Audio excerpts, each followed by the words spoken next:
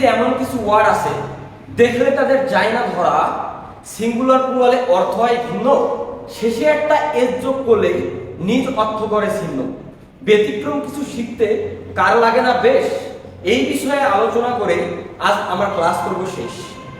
বন্ধুরা, আর দেরি না করে চলো আমরা সরাসরি ক্লাসে চলে যাই।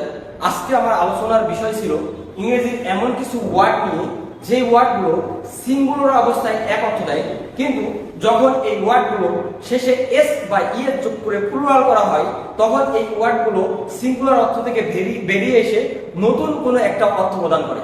যেমন শিক্ষার্থী বন্ধুরা, আমরা জানি গুড শব্দের অর্থ হচ্ছে ভালো, কিন্তু আমরা যখন গুডের সাথে একটা এস যোগ করে ওয়ার্ড হয় গুডস, তখন সেই শব্দের অর্থ হচ্ছে হয় প্রোডাক্ট বা পণ্য।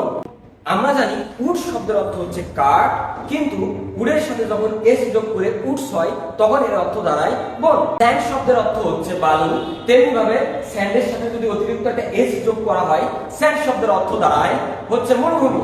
তেমন ফোর্স শব্দের অর্থ হচ্ছে শক্তি, ইংরেজিতে ফোর্স শব্দের শেষে যদি এস যোগ করা হয় তাহলে অর্থ দাঁড়ায় হচ্ছে সৈন্যবাহিনী। তেমন ফিজিক্স শব্দের অর্থ হচ্ছে ঔষধ, কিন্তু ফিজিক্সের সাথে এস যোগ করা যদি হয় তখন হয় পদার্থবিজ্ঞান।